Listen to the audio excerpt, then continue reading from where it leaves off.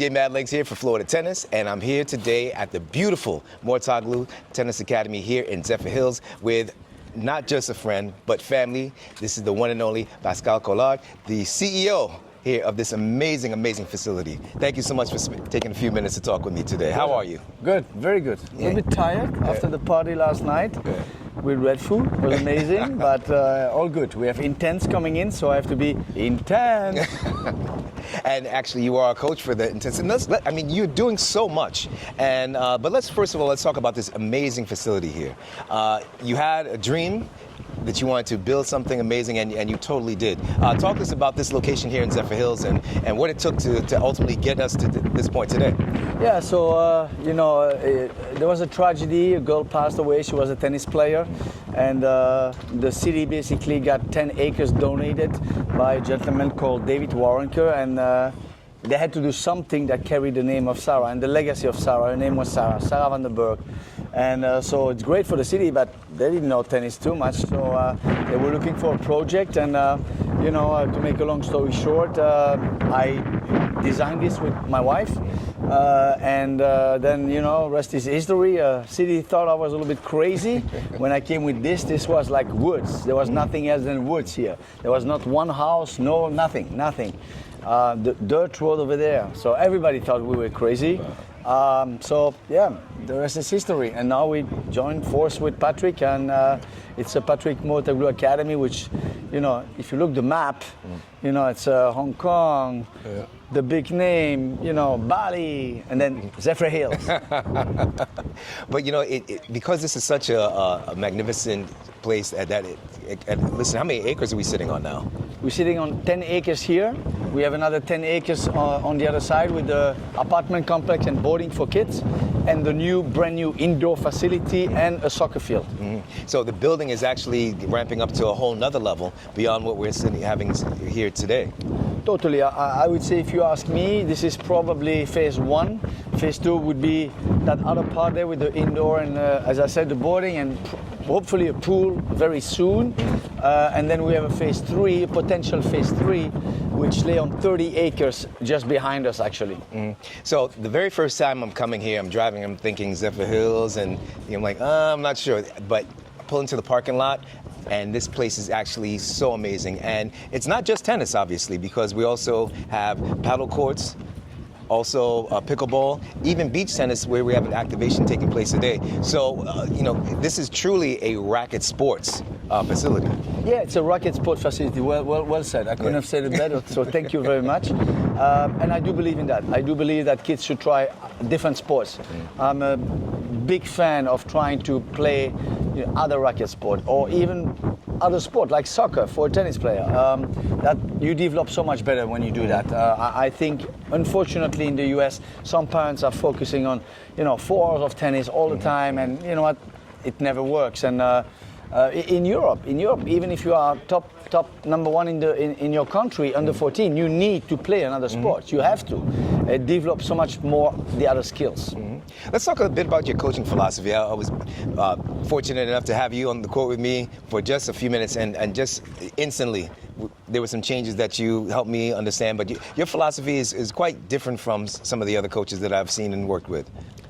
Yeah. So the first thing that I do is that I don't watch at the forehand, I don't look at the backhand, I look at the personality of the player or the kid. It doesn't matter if it's a pro player on the tour or if it's a junior, I'm looking at the personality. Once you understand the personality of a player, then you can make them work on something. I think we are overcoaching sometimes, technically, but also there's a reason for that. You see a lot of kids in the US, and I love this country, I'm American, love this country. But unfortunately, they're 13, 14 years old and they still have technical problems. In Europe, the focus at a young age is not winning a trophy, winning the 10 and under, is technique. And try to have the player done technically at 12, 13, 14, so that you only have to work on the mental piece, fitness piece, and no worry about the technique. When you have to change a technical problem, at 15, 16, so hard. Muscle memory, you have to do 10,000 repetitions instead of 1,000 when you're 6 years old, So the personality first, and that's very important. And I always give example that, you know, some people may say, what did he say? So I had a player, not gonna name him, but he was drinking a beer every day. I mean, the guy played final of the French Open, and during the tournament, he had a beer. That's fine. But, you know, I didn't want to change that, because I think if I took that away from him, it wouldn't have been the same thing. That beer was for him a relief after the match, right? So, and I'm not saying beer before the day before is good. That's not what I'm saying, right? But again, you can't change a player and put everybody in the same mold. Somebody who likes fried food, and I had one like that as well, a girl. Well, guess what? I tried her to do maybe only once a week, right? Instead of 3 times a week. But that fried food, a reward. And then we go to a kid. If a kid loves candies, is it good? No. But he's playing well, he works hard, not winning. Playing well and works hard, give him a candy. That's okay. Gotcha. Do you feel as though that many of the academies, especially here in America, tend to have a philosophy where they treat every player the same, they give them the same type of stroke mechanics, they give them the same type of strategies, and ultimately maybe that hurts the game overall because we're just watching mirror images of one another? We didn't prep, I promise we didn't prep, but he can't ask me a better question than this. So that's why here, and that's why Patrick, you know, came here and put his name on this on this building and the facility. We customized program.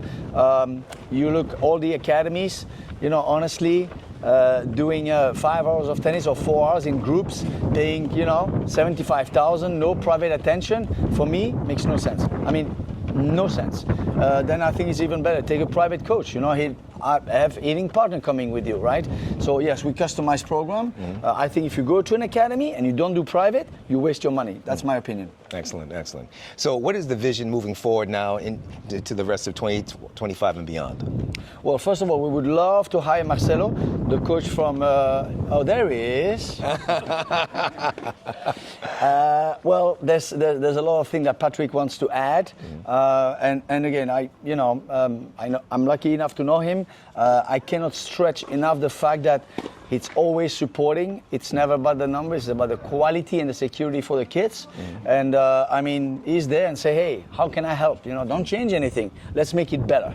And that's what I love about him, you know. It seems as though you guys both share that quality. Well, I mean, we both from, you know, France and Belgium, and to be honest with you, France and Belgium are the 2 countries that have the best, I think, methodology, periodization, programming. It's coming from there. The 10 and under was invented in those 2 countries, and then, like the 10 and under program, the special balls came 10 years later in the US. 10 years, you know. So definitely we have the same philosophy, and yeah, there's many more things to come. We don't want to be big. We don't want to be that big academy with, you know, 300 kids, and you know, because what we believe is that you can have a lot of good coaches, but can you really have 50 great coaches? Probably not. So I think there's a certain amount that you can, once you pass that amount, it's getting very hard to control the quality. And so, you know, we talked about, and Patrick says, hey, quality first. The rest will come. Beautiful, beautiful. Now, when people think about academy, they tend to think about junior players aspiring to get on the pro tour, or maybe get a scholarship at a college or whatnot. But you guys, it's absolutely for everybody, including adults. Yeah, we have adults destination, people coming from up north, from Philadelphia, Boston, playing padel during the weekend, beach, you know, we're gonna have a pool very soon. So it is also an adult destination, but the priority is definitely the juniors and the kids, for sure, for sure. Well, we have a few pro players as well. Yeah. We don't really advertise that. We don't push for that. But yeah, it's coming, and definitely we also host the Intense League. Yeah. You know, and that's going to be helpful as also, because that, you know, I mean, look, let's face it, 99% of the kids, 0.99, will go to college and should go to college, should go to college. You know, maybe they do 1 year, they do 2 years, and then they try the tour. But to go on the tour at 18, for me, it's crazy. Are there exceptions? Sure, there are exceptions. You know, Carlos Alcaraz, exception. Zverev, exception. But you have to stop, people have to stop looking at exception, and they have to look at the majority of the people, the top 100, which, you know, they should go to college, 100%. And America is great for that. I mean, there's no other country than America where you can play your sports and go to college. In Europe, at 18, you take your racket and you can put it in the trash if you decide to go to college. In America, you can play and that. And now intense come in the picture, which is great. So everybody wins. So we've seen obvious changes in what you're talking about, because once upon a time, Michael Chang was a Grand Slam champion at the French Open at 16. Boris Becker, Wimbledon, 17. Pete Sampras, 19. But to your what you're saying, you know, at one point, it seemed as though if you decided to go to college, that your pro career was not going to be a thing at all. But I think we've seen so many players now that have gone to college and who have had great success on the tour. Yeah, no, absolutely. I still believe that it's still a difficult path for one reason, and all the college coach, I apologize to you guys, but some college coaches are great and they think like that and they want to help you after college, but the reality is that for them what's important is that you play well for 4 years. What happened after those 4 years? Let's say it. Do they care? Most of them don't, and I understand. But so you need to find that college or that coach that really will care about that as well. Because I do believe that if they think like that, players will be better in college. Because if I'm a player and I know my coach cares about my career after, I'm going to fight for that coach in that college. So I think there's a little bit of change that can happen there as well. Let's switch up for a moment. Let's talk about some of the programming that takes place. So as we mentioned, this is the grand opening weekend. You have Intense. You also have right now have a ITF WTA 50. So during the calendar year, it seems like you have so many wonderful things that are happening here at this property. Yeah. I mean, and this is a place that was designed, if you see the terrace over here, was designed for event, definitely. Why? Well, for the same reason. You know, I do believe in a destination where parents can come. If the parent doesn't play tennis, he can go in the gym. He can look skydiver coming from the sky. Yesterday night, 4 of them, and they can have parties, right? I mean, now you create a space where people want to spend time before tennis, after tennis, and I do believe that's missing. That's really missing a lot. Yes, there are country clubs, but you know as well that country clubs, they're very secluded, they're very close, so they don't want outside people to come in. So that's what it's missing. I think this is not because we did it, that's missing. We should have one like this in every state. And I do believe that Patrick is thinking about that. All right, well, excellent. Listen, thank you so very much for spending some time here. Florida Tennis definitely will be doing as much as we can to cover you guys in the future and all the wonderful programs that you guys have here, man. Now listen, if you get a chance, come to Zephyrhills. It's just about 30 minutes north of Tampa, and you get a chance to see this beautiful location, so much great tennis, great coaches, and so much more. So guys, please come by. See Pascal, he is here. I want to add one more thing, if I may. So you know how Intense is changing tennis a little bit, make it more fun, so but there's also the UTS. So if you don't know UTS, Google it, check it out. That's stunning, and I think it's growing. I don't think, I know it's growing. And if you see, which is very interesting, if you see the players that are playing UTS and skipping 250,000, 500,000 to play the UTS, that tells you quite a lot about what players want as well.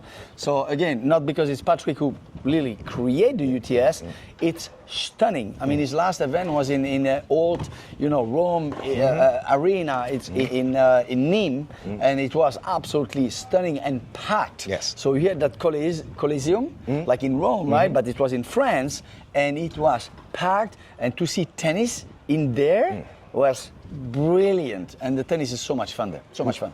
Players love it. 100%. He actually also did a UTS at the Forest Hills, the original home of the U.S. Open. He did it. In the stadium there too? Many places in Denmark, in Guadalajara, in Mexico. So yeah, no, definitely. All right. See, this guy can keep talking all day about the wonderful activations that are happening, and we'll be bringing you all of that right here on Florida Tennis. Thank you so much, Pascal. Thank you for having me. I appreciate it. Thank you very much.